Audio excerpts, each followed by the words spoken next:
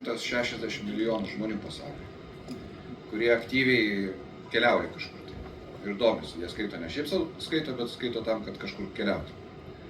Tai, kaip žinia, statistikoje yra labai toksai paprastas skaičius. Ta prasme, statistika yra patikima, jeigu 95% atvejų pasitvirtina. 5% yra paklaida, kur bet kas gali būti. Kitaip sakant, jeigu šausiu į tą pusę su ginklu, tai yra 5% tikimybė, kad aš į nugarą savo įsišausiu. Nes atšoks kažkokiais kampais ir gali nutikti taip. Taip gali būti, ta prasme, nors šauni į tą pusę. Tai jeigu įvyks klaida ir 5% iš tų 160 milijonų pasidomės Lietuvą,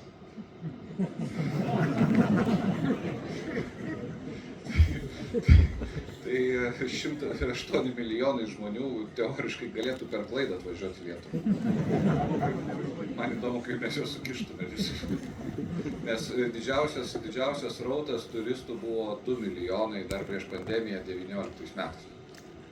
Tai čia va tos, kad kaip skaitai naujienas, jos visada kažkokią turi koduotę, kažkokią žinią, kažką tai praneša tau. Bet kai žiūrėjau žinias būtent šitų klausimų, tai buvo labai toksai, okei, sako, dabar reikia išnaudoti, bet klausimas, ar mes sugebėsime praryti visą šitą. Prasme, tokį dalyką.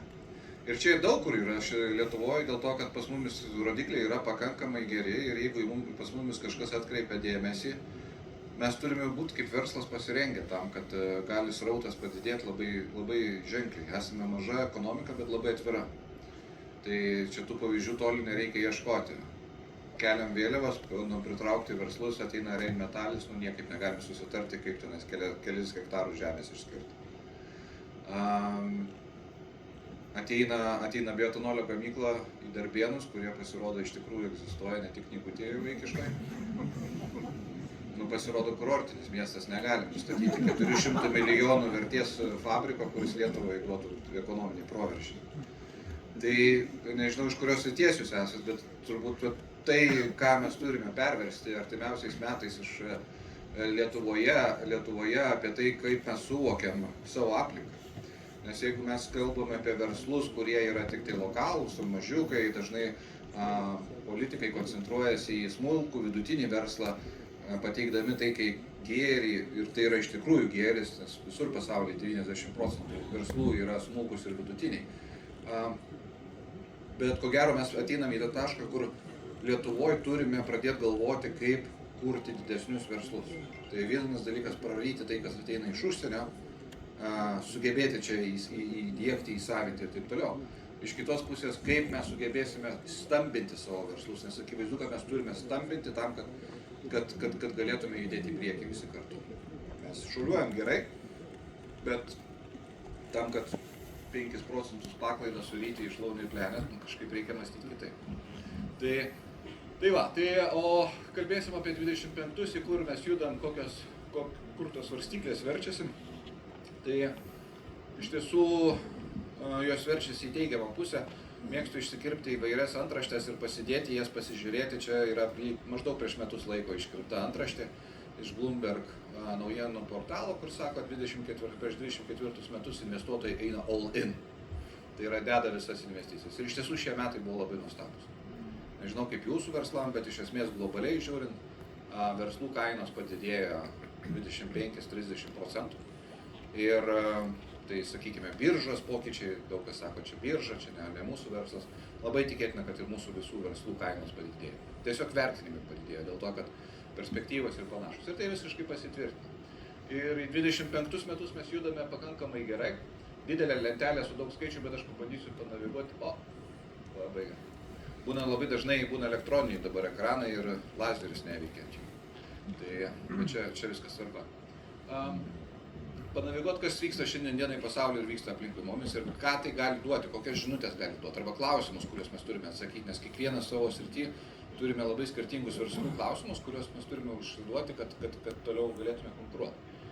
Tai viena iš žinučių yra šiame stulpelyje, čia yra nedarbo rodikliai. Nedarbo rodikliai yra labai žemi globaliai. Tai JAV 4%, Kinai 5%, Eurozona 6%. Pilnas užimtumas ekonomikoje yra vertinamas ties 5%. Tai reiškia žmonės, kurie ieško darbo, kažkur tai persikelia, važiuoja, dar kažką, tai maždaug 5 procentai ir tai laikoma, kad visi turi darbo, kas nori dirbti. Tai šiandien dienai Amerikoje reikia gazdinti žmonės pinigais tam, kad jie eitų dirbti, nes jų nėra tiesiog 4 procentai nedarbas. Pas kinus pilnas užimtumas, o eurozona 6,4, bet reikia pastebėti, kad eurozonoje yra mažiausias nedarbas per visą eurozonos istoriją. Tai reiškia per paskutinį šį amžių, kiek buvo jo. Tai tokio žemo nedarbo nebuvo. Ir tas skaičius yra iškreiptas tų kelių pietinių valstybių, ten Italija, Ispanija, Graikija, Portugalija, kurios, iš esmės turi kūrybinį požiūrį į darbą. Tai ten, sakykime, tas pokytis jisai yra šiek tiek, tai tas rodiklis būtų dar mažesnis. Na ir paskui tokios šalys kaip Japonija, pilnas užimtumas, Britai 4 procentai, Norvegai, kur lietuvaičiai mėgsta važiuoti apie 4 procentus, nėra šioje lentelėje, bet žinutė labai paprasta. Šiandien dienai visi turi darbo, kai kuriuose šalyse darbą susirasti lengviau negu susirasti gyvenamą būstą, kaip pavyzdys kokioje Olandijoje. Jeigu esi kvalifikuotas, darbą turėsi. Tai mūsų Lietuvos verslų 25 metai tų atžvilgių nebus labai paprasti, dėl to, kad darbuotojų surasti, jeigu turime plėtrą, o plėtra būtina tam, kad augti, bus sudėtinga. Iš kitos pusės, mūsų vartotojai, nes kiekvienas mūsų darbuotojas dienos pabaigoje yra vartotojas, kuris eina į parduotuvę ar eina į Romuvą ir perka bilietus, jisai turi vis daugiau ir daugiau pinigų. Jau 9 metai iš eilės atlyginimai auga po 10 procentų. Tai turbūt kiekvienas iš mūsų žinot, kaip su darbo pokalbiais vyksta, pas mane bent kai ateina žmonės, tai pas juos norma yra 10 procentų, o dabar dėrėsimės kiek daugiau. Tai šiek tiek vargina, nes norisi sakyti, šiek tiek gal pristokime. Bet tai nevyksta, tai yra suformavo žiaurų įprotį, kuris turbūt nutrūks tik tai tuo atveju, jeigu mes turėsime kažkokį ekonominį sukrėtimą, kurio kol kas nesimato.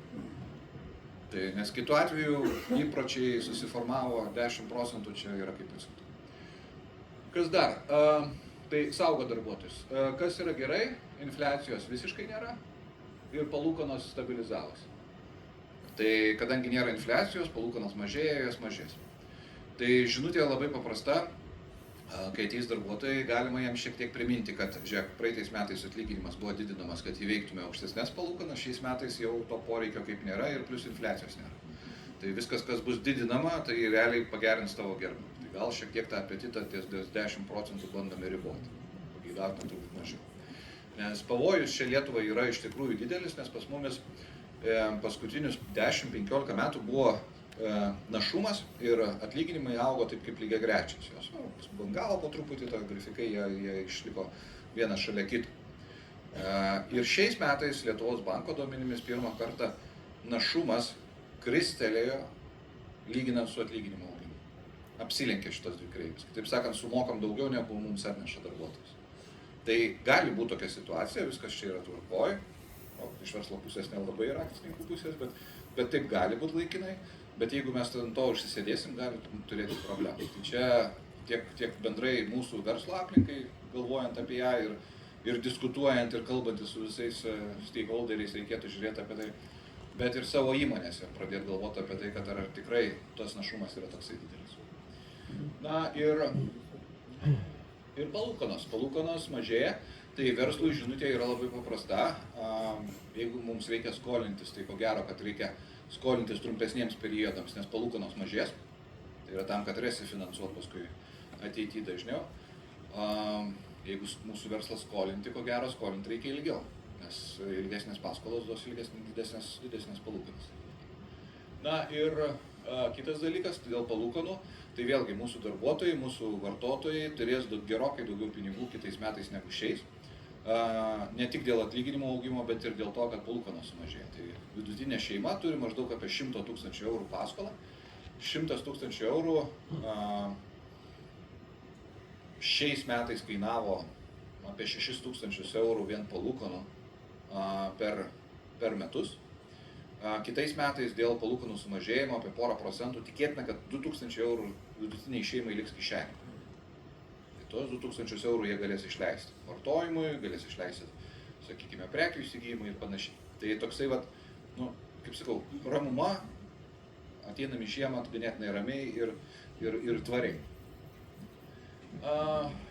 Palūkanos mažėja. Šią savaitę jau Euriboras 6 mėnesių peržengė 3%, žemiau 3% nudardėjo. Tai va šitas procesas juda į priekį ir jisai, ko gero, kad judės. Dabar tarp analitikų vyksta varžybos, kas atspės. Tai kas atspės, kokios bus palūkanos kitų metų viduryje. Tai spėjimai svyruoja apie 2%, plus minus 0,5 punkto į vieną arba į kitą pusę. Europa, atlyginimai Europos taip pat auga ir auga sparčiausiai per paskutinį 10 metų. Šiais metais Europos Sąjungoje vidutiniškai atlyginimai auga 4,5%. Tai vat, kad įsivaizduot, mūsų atlyginimai 9 metus iš eilės auga 2 kartus daugiau negu Europos sparčiausias augimas šiais metais. Tai mes čia, kaip sakant, iš konteksto neiškentam, atlyginimus teks didinti, bet tas spaudimas jisai yra ir egzistuoja. Dabar, kad viskas neskambėtų tik tai, kaip sakant, puikiai, kad čia pieno upės tekės ir medaus ežerai bus visą laiką, tai yra šiek tiek ir negatyvių naujienų. Tai čia, ką matote, yra grafikas Eurozonos PMI rodiklis, Purchasing Manager Index. Tai yra pirkimų vadybininkų pasitenkinimo indeksas. Pirkimų vadybininkai yra tie žmonės, kuriems vadovai sako, pirk žaliavos, komponentės ir taip toliau, nes man reikės gaminti, man reikės parduoti. Jeigu pirkimų vadybininkas stoja, reiškia vadovas, akcininkas jį stabdo, reikia palaukti, pažiūrėti, kas bus. Paprastai, kai visi sustoja palaukti, pažiūrėti, kas bus, tai reiškia po pusės metų stos gamyba, nes nebus komponenčių. Ir dar po kelių mėnesių stos pardavimai, nes nebus ką pardavinėti. Tai šiek tiek nelabai geros žinios yra tai, kad štai čia 23-24 metai yra sustojimas. Rodiklis skaičiuojamas labai paprastai. Jeigu virš 50, tada yra plėtra, jeigu žemiau 50 yra susitraukimas. Tai, kaip sakau, iš kiekvieno seminaro būtų gerai išsinešti kokį 1-2 naujus dalykus. Visa kita, bet kokiu atveju, yra laiko užpildymas ir smegenų pudrinimas. Tai šituo atveju tas PMI rodiklis yra neblogas, aš jį tikrai daugelis stebi. Tai jeigu norite būti ekonomistais ir turėti prognozę, kas bus po 6 mėnesių, 6 metų negalim, 6 mėnesiai, tai tiesiog kas ketvirtį įsiveskite Eurozone PMI į Google, Germany PMI, ar ten jeigu prekiauja su Skandinavija, kokia nors ten Sweden PMI, tik Lietuvos neveskite, nes Lietuva duomenų neturi. Tai įsivedę jūs matysite šitą grafiką, jame skaitoma labai paprastai.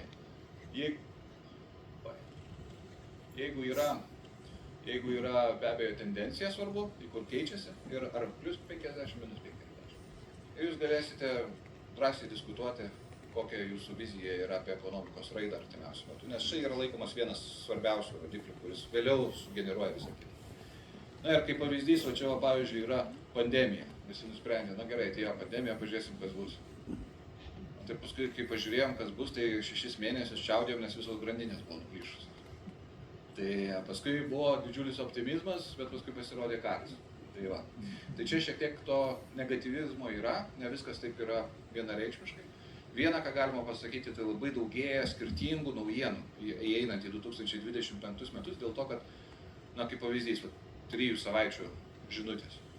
Vokietijos ilgalaikių prekių užsakymai mažėja, eksportas didėja. Visiškai priešingai.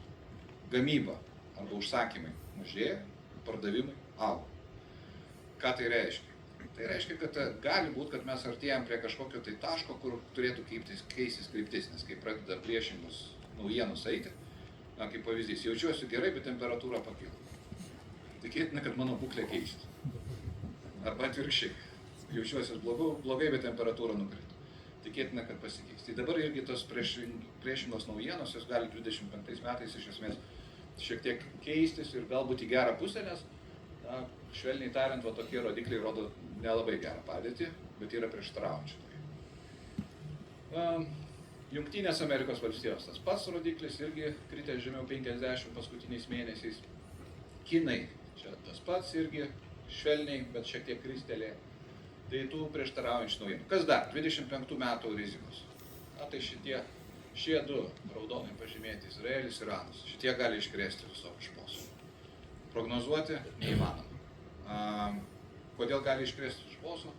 dėl to, kad yra čia Hormūzo sąsiauris prie Irano, per kurį pereina 25% naftos kiekvieną dieną, tai yra apie 20 milijonų barelių kiekvieną dieną praplaukia naftos ir apie 20% suskystintų dujų pasaulyje. Tai jeigu šitie plieksis, gali būti bėdų. Bet ar reikia mums dėl to jaudintis? Tikrai ne. Dėl to, kad nereikia jaudintis dėl dalykų, kurių negali kontroliuoti. Tai kitaip sakant, reikia dirbti savo darbą, tą, ką moki geriausiai, nes kitu atveju gali pralaukti visą gyvenimą, kol bus gerai, kol kažkas nors pasakys, kad va dabar tai jau bus gerai, bet paprastai suklysta, kad tai pasako. Tai šitie dalykai, jie gali turėti įtakos, nes čia ta visa nafta sukoncentruota, ją vežioja į vieną pusę ir į kitą, šitie dalykai gali sukelti rizikų. Dabar antras dalykas, kurį norėčiau iš šio seminaro, kad išsineštume, tai VIX yra. VIX indeks yra toksai indeksiukas, kurį kiekvieną rytą, kai aš atsikeliu, bent man tai įvyksta toks įprotis per daug metų, atsikeli, pasiemi telefoną nuo žemės, paspaudi VIX indeks, pasižiūri, jeigu VIX žemiau 20, eini gert kavos, skaityti horoskopų ir imituoti darbo veiklą. Jeigu VIX virš 20, reiškia, eini skaityti, kas įvyko ir galvoti, kas čia bus. Kodėl šis rodiklis yra svarbus? Jisai išskaičiuojamas iš ateities sandorių, tai nėra nuomonė, tai nėra burtai ar ten, sakykime, kažkieno tai nuotaika kažkokia. Tai yra iš ateities sandorių, kurie skaičiuoja, kokie verslų kaina bus po 12 mėnesių Jungtinėse Amerikos valstijose. Pavyzdys 21 reiškia 21% aukščiau, 21% žemiau. Visi kiti spėjimai per vidurį. Kuo tas rodiklis spaudžiasi, tuo visi turi vis artimesnę viziją. Ir kai visi turi artimesnę viziją, reiškia, rizikų yra mažai. Jeigu rodiklis tik tai pradeda plėstis, kaip pavyzdys 2008 metai, 80. Tai reiškia, vieni spėja, kad 80% bus aukščiau, kiti 80% žemiau. Taip sakant, ne velnio nieks nežino, visi šaudo, bet belia kur ir, ta prasme, bando kažką tai pataikyti. Tai reiškia, yra didžiulės baimės, didžiulės rizikos. Tai va šitas rodiklis irgi yra labai geras, jeigu norite patikrinti naujienas, kurios jums teikia žiniasklaida, jeigu kas sako, kad pasaulio pabaiga artėja, įsivedi VIX-ą, pasižiūri, pinigai bijo ar nebijo ko nors. Jeigu nebijo, einam kavos gerti. Tai šiandien jisai yra apie 20, kai rašiau šitą pristatymą, dabar jisai žemiau 20, kažkokių didelių baimių nėra, įeinam į kitus metus pakankamai santūriai. Kas dar? Verslų kainos stipriai čiuožia šiais metais į viršų, apie 25-30%. Burbulo kol kas nesimato, verslai vertinami maždaug apie 20 metinių pelnų. Tai gali savo verslus pasiskaičiuoti, pasidaryti aritmetiką, tokį labai paprastą vertinimą, pasižiūrėti, kaip ta vertė atrodo. Kokie verslai brango labiausiai, tai turbūt galima atspėti, kad tai yra technologinės kompanijos, Nvidia, kuri nuostabi kompanija, kuri visą gyvenimą gamino vaizdo plokštės, tada atrado, kad su vaizdo plokštėm galima kasti bitkoinus, o paskui, kai jau pakasė bitkoinus, suprato, kad galima ir dirbtinį intelektą ant vaizdo plokštės paleisti ir jį suskaičiuoti ir tada davė vieną impulsą. Šiais metais Nvidia pasiekė neregėtas aukštumas, 3 trilijonai dolerių vertės kompanija pasidarė. Ir pabrango šiais metais 200%. Bet yra įdomių bendrovių, kurios tokio sunkesnio verslo grįžo į temą. Tai Royal Caribbean Cruises, tai yra kruizinių laivų kompanija. Šiais metais tarptų visų IT kompanijų yra viena labiausiai brangusi, nors tai yra tiesiog kelionių kompanija, vėlgi rišasi prie mūsų temos šitos. Kodėl atbrango? Dėl to, kad pasaulis grįžo į vėžes po pandemijos. Vėl pradėjo keliauti, pandemija, covidas nebesvarbu, kompanija nebankrutavo, sustatė. Tai čia parodymas, kad net sunkiausių atveju, kai turi pandemiją ir covidą, kuris labai mėgsta gyventi kruiziniam laive, man nereikia sustoti ir ateina laikas, kai grįžti atgal ir atsistatyti. Europos akcijų indeksai taip pat kilo, čia Vokietijos akcijų indeksas, stiprus augimas. Ir čia labai įdomi tema. Bent man galvoje visą laiką vienas kitam prieštarauja.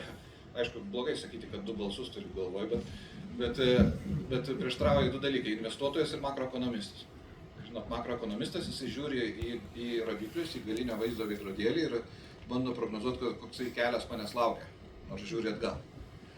Investuotojai paprastai žiūri į priekį, nes perka investicijas arba investuoja tam, kad uždirbti į priekį. Tai jeigu žiūrėtume į makroekonominius rodiklius, 25 metais, tai atrodo, kad 5 metai tokie turėtų būti bumpis, tokie sudėtingi, kur gali būti įvairių šaliai. Jeigu žiūrime iš investuotojo pusės, investuotojai labai optimistiškai ateina 25 metus ir Europoje taip pat. Ir jeigu manote, kad Nvidia buvo ta kompanija, kuri daugiausiai pabrango pasaulyje šiais metais, tai yra netiesa, nes Siemens Energy, kurie yra atsinaujinančių energetikos šaltinių kompanija, brango daugiau negu Nvidia. Tai ne tik tai, kas yra sakoma, kad superžvaigždės yra IT ir tik naujausios technologijos, kurios yra kompiuteriuose, bet ir ganėtinai sudėtingi verslai sugeba rasti savo nišą. Kinai paskutiniu metu labai stipriai šoko, ilgus metus labai dreifavo, paskutinius metus šoko, nes valstybė pradėjo remti labai daug paramos programų, paskelbė. Na ir pas juos labiausiai brangusios bendrovės buvo įvairios energetinės ir žaliavų gavybos kompanijos, bet kokiu atveju per metus laiko irgi bendrovių verslai pagrindiniai brango labai stipriai. Na ir kas dar? Mums kaip verslams, kas yra svarbu, tai laikas bėga į pabaigą, žinutė paprasta. 20 metais mes neturėtume rūpintis tikėtina energetika. Aišku, jeigu Izraelis su Iranu nesusipjaus daugiau, nes jie ten pjaunasi 2000 metų ir tikėtina, kad pjausis dar 2000 metų, bet svarbiausia, kad mūsų gyvenimo periodai nesipjautų stipresnė apimtimi. Tai jeigu jie ten nepadarys energetinių iššūkių, mes neturėtume turėti. Tai jeigu mums svarbu elektra, dujos, visi šitie dalykai, tikėtina, kad mes neturėsime problemos, nes nafta yra žemais, apie $75 svyruoja. Ir tai yra žinutė irgi, jeigu pavyzdžiui spaudoje žiūrim apie karus, žinutės atsidarykime naftą, pasižiūrėkime, kas vyksta. Jeigu naftos kaina stabili, reiškia, žinutės gali būti šiek tiek pritemptos ir išpūstos. Dujos beje irgi kainuoja apie 20% pigiau negu praeitais metais analogiškų laikotarpių. Saugyklos Europos yra užpildytos 95%, ta prasme daugiau net sukišti nebeįmanoma fiziškai. Tai visa šitą duoda mums saugumą. Na ir tokie dalykai kaip varis, stabili kaina, jeigu žiūrėtume į maisto pramonę, jeigu jums aktuali maisto pramonė, tai kviečiai grįžo į ten, kur buvo prieš metus laiko, kainuoja tiek pat, kiek prieš 10 metų. Soja, vienas iš pagrindinių baltymų šaltinių pasaulyje, iš esmės irgi 10 metų atgal. Čia man visą laiką iškyla klausimas, kaip tam versle galima dirbti.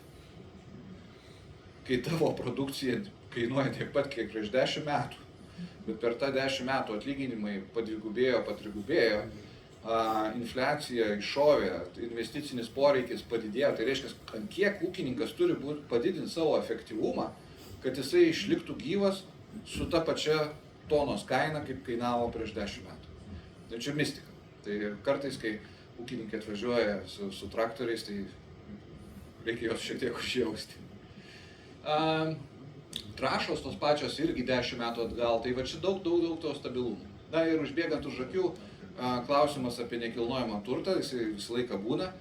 Tai labai įdomi žinutė yra iš tiesų, čia ką matote Eurostato duomenys euro zonoje. Tai,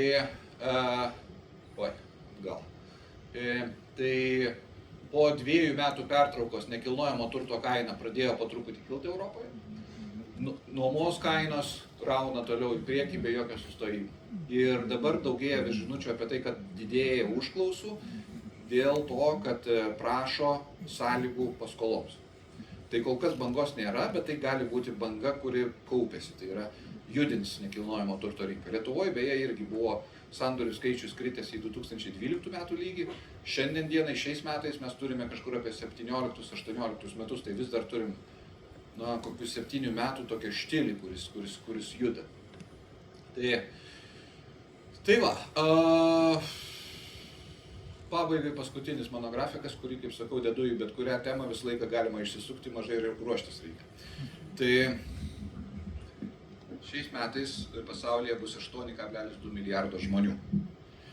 Ir tam, kad suprasti, paskutinį kartą, kai turėjo būti pasaulio pabaiga, bent jau kiek aš pamenu, tai 2000 metais, nes majų kalendorius baigėsi ir Microsoftas neįdėjo galimybės atvaizduoti 2000 metų, dėl to atominės elektrinės turėjo sustoti.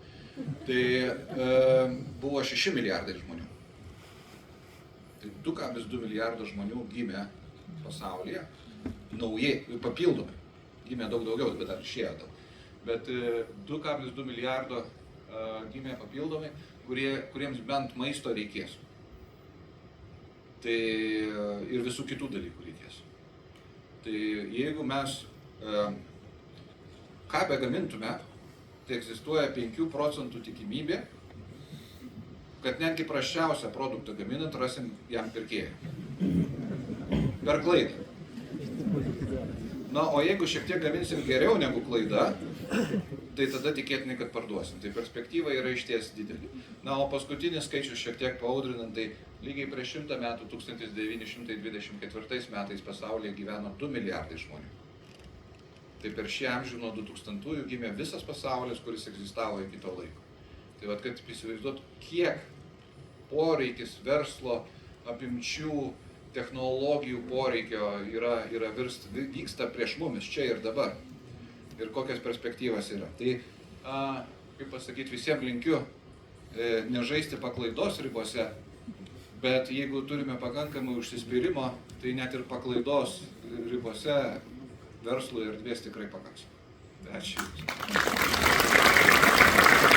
12, kai turėjo kažkokią planetą ten nuneš Žemę, žodžiu, bet buvo tokia. Čia priklausomai kokią literatūrą skaitai. Taip.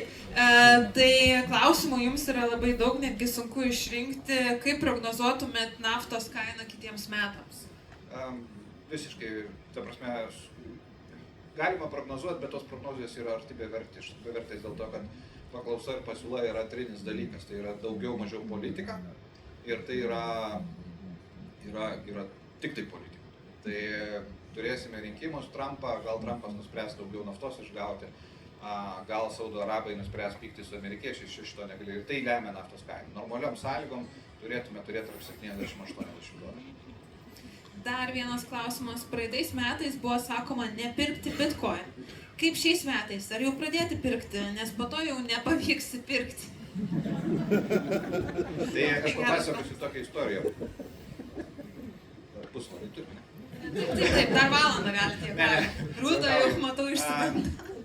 Prieš daug metų Bitcoinas kainavo, man atrodo, porą šimtų dolerių. Buvo mane kvietę į užsienį konferenciją kaip oponentą, kad tai yra šūdas. Ir aš tai konferencijoje dalyvavau, ta prasme, ir oponavau.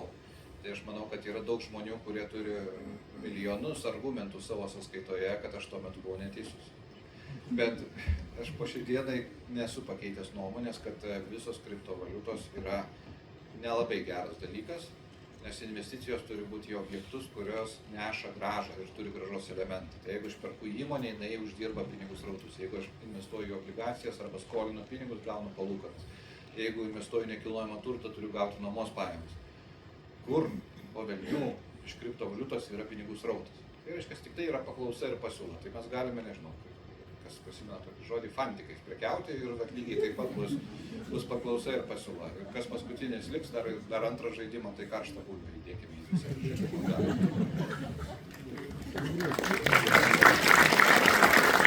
Žinau, kad ne tik ekonomikos prognozė, bet ir visas stand-up pasirodymas yra. Tai dar vienas klausimas. Turiu nuliūdinti jumis, bet ekonomika nėra tikslusis mokslas. Tai yra socialinis mokslas. Jeigu renkate studijas, tai yra socialinis mokslas, o socialiniai mokslai nėra tikslieji. Tai reiškia, tai yra interpretacija. Bet visur humoras padeda, kaip matome. Jo. Ir paskutinis klausimas, jei viskas plius minus gerai, kodėl aukso kaina visų laikų aukščiausia? Dėl to, kad nėra kur pinigų dėti. Jų yra tiek daug, kad juos bandoma suparkuoti visur, kur yra įmanoma. Ir šiandien dienai dar yra viena iš priežasčių. Tai yra žmonės, kurie ieško saugumo, ypatingai turtingi ir daug pinigų turintys žmonės. Jie siekia būti saugiame. Na, pavyzdžiui, turite, Kėdainiuose laimėjo kažkas 81 milijoną, pavyzdžiui.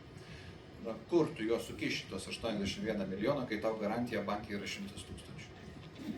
Tai reikia nedaug, nei mažai 810 bankų, kad turėtum garantiją. Tai reiškia, toksai žmogus turėtų eiti į obligacijas, bet obligacijose, kaip matėte, pajamingumai krenta ir niekam nepatinka būti mažėjančiam pajamingume, ta prasme, kad gauni vis mažiau. Tai dalis tų lėšų pereidama į auksą kaip į saugų užutekį ir dėl to ta kaina kyla. Ne dėl to, kad yra labai blogai, o dėl to, kad nėra kur kišti. Šia nata dar kartą plojimais padėkojom ir pabandysime